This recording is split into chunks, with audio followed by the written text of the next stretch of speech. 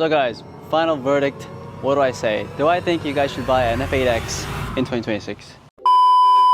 Alright guys, welcome back to a new video, welcome back to the channel. So if you guys are looking to buy yourself an F80 M3, an F82 M4, or even an F87 M2, in this video I'm going to go through everything you should know before buying your next M car. So if you guys are new to my channel, this here is my 2017 BMW F82 M4. I've had this car now for about a year and a couple months. If you guys know me, this has been my dream car for forever. Presented in Tanzanite blue metallic. It is a base model M4, so it's not the competition. It's the LCI variant, so which is the facelift. The main kind of things to know is it does have carbon ceramic brakes, but in general these cars are amazing cars. Even by today's standards, these cars are incredibly capable. Even though these cars now are about 10 plus years old, I still think they look just as good as any of the modern cars. And the best of all, in my opinion, I think these are the best performance bargains you can get in the market right now. But like I said, these cars are definitely getting older, so if you are planning to buy one of these cars, there's definitely a few things you need to look out for. So in this video, I'm going to cover everything you need to know in terms of the different models, the different spec you need to get, the common problems these cars have, running costs of course, maintenance and servicing, and of course whether I'd recommend buying one today. Just a quick overview of the F8X platform if you guys aren't already aware. So BMW actually launched the F80 M3 and F82 M4 in 2014, which is 12 years now, which is crazy. It was the successor to the naturally aspirated V8 in the E9X generation, so the E92 and the E90. And of course, if you guys know, the E90s are very popular for the V8s.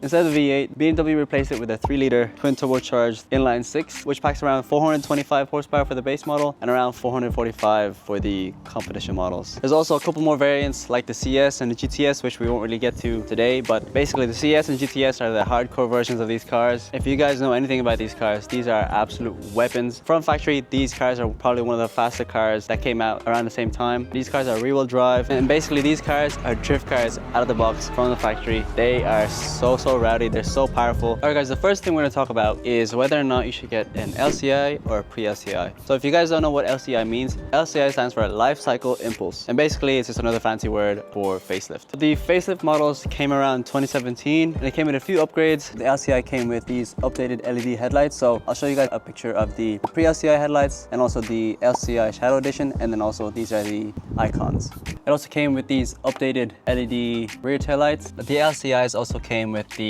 new iDrive software, so they came with, I think, iDrive 5 and 6. iDrive 5 and 6 allows you to actually get CarPlay and a few other software tweaks. The later models also actually came with a fully digital dash, but in my opinion, I prefer the analog cluster. It looks more timeless and it doesn't look as tacky, I think, compared to the digital cluster. But yeah, none of these things completely transform the car, so it's not like a Pre Lci is worse to drive or worse to kind of own compared to the LCI models. But these small things definitely make the car feel a lot more modern. So in my opinion, if budget allows, definitely always try to get an LCI. It'll feel a lot more modern and also it'll hold the value a lot better than the Pre Lcis. Now let's talk about, I think, one of the most important things when buying this car. Let's talk about spec. In my opinion, spec greatly influences on how much you'll enjoy driving the car and also just being inside the car in general. My advice is be very meticulous about looking for a specific spec that you like. Don't settle for any base spec models. I'm not saying the base spec models are bad cars, but in my opinion, the better the spec, the more it enhances the ownership experience. This car is actually very highly spec'd. Like I said, this is in the BMW's individual Tanzanite blue metallic. It's also the LCI with the upgraded icon headlights. It has the carbon ceramic brakes, which is a very big option from factory. Basically, I got very lucky in finding this car and I honestly couldn't be happier with this spec. Personally, I'd look for these full merino leather seats rather than the cloth seats that some cars have. I'm not sure why you would option the cloth seats over the leather seats, but to each their own. Heated seats, definitely a must in Ireland. Electric memory seats. It needs to have at least a reversing camera, and even better if you can get a 360 camera. Folding mirrors. One important thing in the interior is definitely this carbon fiber trim here, so definitely do look to get a car with the OEM carbon fiber interior. it definitely makes the interior look a lot more modern, a lot more special than just a normal. I think it's either silver or the gloss black. So carbon interior, definitely a must. Another important one is the Harman Kardon speakers, but I think you can even get like the Bowers and Wilkins or the Bang & Olufsen one. The base speakers are okay, but you can't compare it to the Harman Kardons. And as well as everything else I mentioned in the spec, definitely the spec will greatly influence on the resale value of this car. So if you want to maintain a high resale value for your M4 or M3, definitely make sure you get a really good spec. So it'll be a lot more sought after by other customers. Spec, very, very important. Don't settle for anything else other than the spec that you want, or else I definitely think you'll regret it.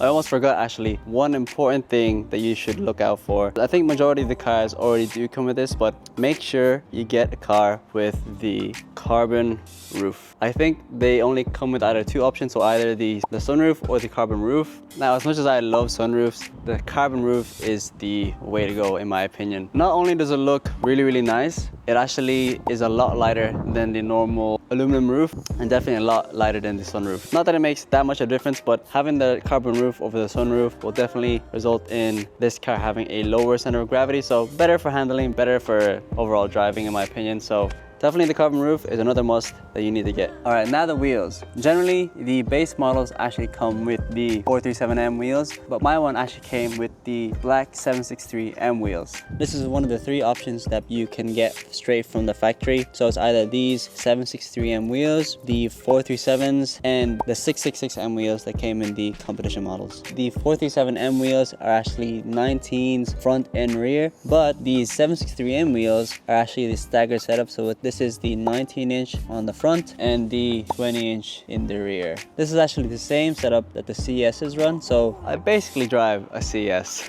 These OEM wheels are all forged wheels, so if you are looking at a car that doesn't come with the stock BMW wheels and it came with aftermarket wheels, make sure that the wheels that are on the car are at least a forged set of wheels and not some random cast wheels from a random aftermarket wheel company. As well as that, make sure the wheels don't have any cracks, buckles, or any sort of corrosion on them. Replacing these genuine wheels are very, very expensive and definitely not something you want to do just after buying your new car. Alright guys, the next thing is brakes. Okay, like I said, this car comes with the upgraded carbon ceramic brakes, which is a very, very expensive option from factory. I think it costs around like 8 to 10,000 euro. But in my opinion, if you don't track your car, if you regularly don't go on very spirited drives or very intense drives with the car where you're braking a lot, I honestly don't recommend getting these carbon ceramic brakes. Don't get me wrong, I love these brakes on my car. They look amazing on the car, and obviously the best thing about these brakes is that they don't produce any sort of brake. So the wheels are always clean, there's no brake dust whatsoever. And of course, they are a lot more durable, and obviously the braking performance is way, way better than the normal steel brakes. But for any regular person who don't really track their cars, if you're just daily driving this car, I highly recommend just getting the steel brakes. These ceramic brakes are not cheap to maintain, and if anything goes wrong with them, then there is going to be a massive, massive hole in your pocket. Alright guys, the next thing you need to decide on is whether or not you want to get a manual, the 6-speed manual, or you want to get the 7-speed dual clutch transmission, or better yet, DCT. If you don't already know, the DCT is the automatic version of this car. And it all depends on whether or not you daily drive the car, or if you only drive it in the weekends here and there for like, if you only track the car every now and again, or if you just bring it out on the weekends for some fun drives. It really depends on your situation. There's a lot more DCTs out there than the manuals. The manuals are a bit more rare. There are pros and cons in both. The DCT is lightning quick. The shifts are very, very fast, like you won't even feel them. They're very, very smooth. In daily driving, you know, in traffic, the automatic is always better. And it's a little bit better on MPG since you have the extra gear. But the manuals are so much more fun. They're a lot more engaging. If it were me, I would actually get the manual over the DCT. They're just so far and few between. Like majority of cars, I'd say like 99% of the cars here are all DCT. But yeah, the DCT is also very fun, especially if you have some magnetic like I do. It makes the drive more engaging, and obviously if you're looking for lap times, the DCT is the way to go. But yeah, you can't go wrong with either. Both are great. Really depends on what you want, and the cool thing actually about the manuals in these cars is you can actually do launch control even in the manual, so that's pretty cool. But yeah, another thing to consider, the manuals, like I said, are a lot more rare, and they're more likely to become a lot more sought after and probably worth more in the future. So if you can get your hands on a manual, I definitely do advise getting one. Alright guys, every car you do look at, make sure you take it out for a test drive so you can make sure that it drives okay, it tracks straight, doesn't pull to the left or to the right. There's no hard vibrations whenever you're driving, especially on like kind of tighter roads. There's no warning lights, no overheating. Make sure the AC works. Make sure all the heated seats work if that's an option that you are looking at. Head-up display, make sure the head-up display works. All the lights, all the electronics. Make sure all the buttons on the dash works. Anything of that sort, just make sure you go over all of them. Make sure you test all the driving modes. So from efficient all the way to Sports Plus. Try out the M1, M2 modes. Make sure that they're working. Make sure you can configure them however you want. You know, test out the paddles, test out the gear knob. Make sure that the gears run through smoothly. If you can, test out the cruise control. Just make sure, you know, when you're driving the car, it drives as it should. There's no hard knocking, there's no weird sounds that the engines make it, there's no like weird squeaks. Just do your due diligence whenever you're testing driving the car. Like, you'll know straight away when there's something wrong. Like I said in the beginning, these S55s are notorious for their tunability and just how good these engines are and how much power these engines can go up to with a simple tune. And typically, you'd see these cars, even with a stage 1 tune, they can go all the way up to 500 horsepower. With a stage 1 tune, you don't actually need any supporting mods, but if you want to go into stage 2, you'll definitely need at least a set of downpipes. And with stage 2, you can go from 550 to even almost 600 horsepower, depending on how aggressive your tune is, and also other mods that you have alongside the downpipes and also the ECU tune. These supporting mods could be either cold air intake, upgraded charge pipes, a gearbox tune, let's say the XHP. These cars can be mapped all the way up to 800 plus if you upgrade the turbos, of course. Additionally, a lot of the cars nowadays in the market will be somewhat modified in some capacities. If the car you're looking at is tuned, ask what kind of tune it has, ask who did the tuning, ask who supplied the map. With these cars, the most popular tunes are either from Boot Mod or MHD. Next thing to talk about are the running costs of owning this car. So I actually made a dedicated video for this topic. So if you want to go and watch that, I'll put a card somewhere over here. So make sure you guys check that video out after this video. But just to keep it nice and short, the running costs of this car is obviously going to be a lot higher than any other regular BMW. So you'll need to budget at least twice to 3 times as much as you would any other normal car, even more sometimes if you aren't lucky with some of the type of cars you might get. The main things you need to account for is the higher price of maintenance and quality servicing. Quality tires, I would recommend running Michelin Pilot Sport 4S's on these cars, or if you're bringing them to the track, get some Cup 2s. These Michelin tires are also not cheap. If you are the type to always be doing donuts, always doing burnouts and stuff, you'll probably be getting through 2 or 3 sets of rear tires every single year. Fuel is another thing. These cars only take premium fuel, so obviously that's going to be a little bit more than the regular fuel. And of course, any other kind of wear and tear items like brake pads, brake discs, stuff like that, they're going to be a bit more expensive. Other thing is tax and insurance here in Ireland. It's going to be a lot more expensive. If you're uncomfortable with paying the higher tax and insurance, maybe this car isn't for you, but just be aware that's going to be a lot more expensive. And make sure when you're checking out different cars, do your best to find a good example, because sometimes buying the cheapest car may end up costing you the most in the long run if you need to do a lot of repairs, a lot of maintenance on them. The S55 engine that come in these cars are very, very strong engines. They're very reliable, very, very capable. Like I said, they're very tunable. They can go up to all the way up to 800 horsepower just with the stock motor. But as with every other engine, there are a few things that can go wrong with these cars. All right, let's open the hood. Now, the glorious 6-cylinder S55 engine.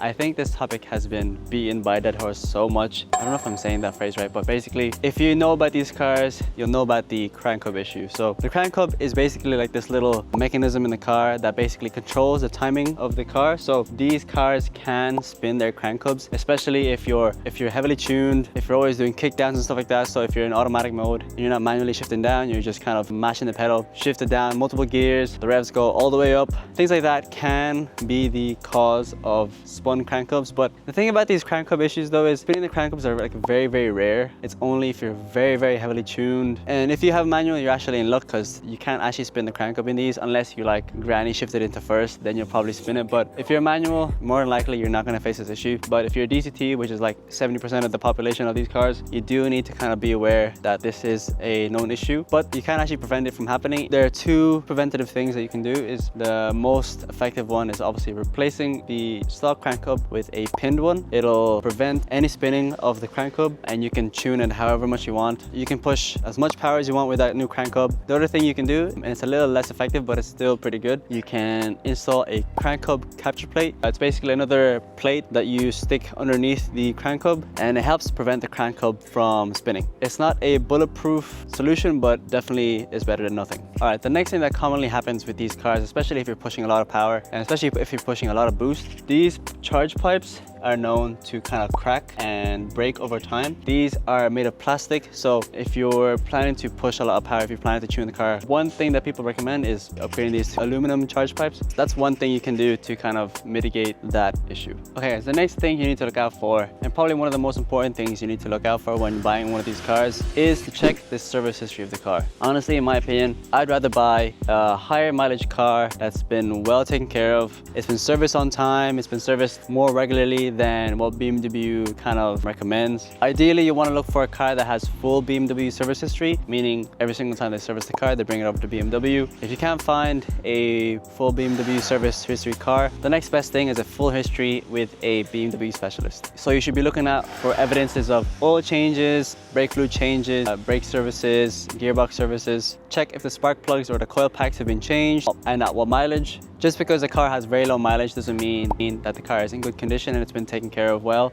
Evidence of service history is more important than, I think, mileage. You can definitely tell the cars apart that have been taken care of than the ones that have not. So guys, final verdict. What do I say? Do I think you guys should buy an F8X in 2026? And I think it's a pretty easy answer. I definitely think this is one buy you will not regret. These cars are amazing cars, and anyone who's even driven one of these cars, let alone own these cars, I know will definitely say the same thing. One of the best bang for the buck cars you can get out in the market, especially with the kind of power this has, the kind of tunability this has, the looks of this car. I think this is probably one of the nicest looking cars you can get out right now. It's fast. It's practical in some way, especially if you get the M3 version. It's not too expensive to own. As long as you get the right example, get one with good service history, it's been taken care of. I think as time goes on, I think this car will feel even more and more special a decade on from now. I think this platform will go down as one of the most timeless cars that you can get. I've owned this car now just over a year, and honestly, I loved every single second of it. I daily drove this car for 10 months. If you're worried about if you can daily drive this car, take it from me. This is one of the best daily drivers you can get. It's honestly not the worst on fuel as well. So if you're in the market for one right now, hopefully this guide has helped you to know exactly what to look out for when you're viewing your next potential car. If you got any questions, leave them down in the comments below. If I left anything out, also leave them down below. If you have any more knowledge, put it down in the comments. I'm sure anybody else who's looking for this car will appreciate it. So yeah, if you guys enjoyed the video, make sure you guys smash the like button. Make sure you guys subscribe. Yeah, I'll see you guys in the next one.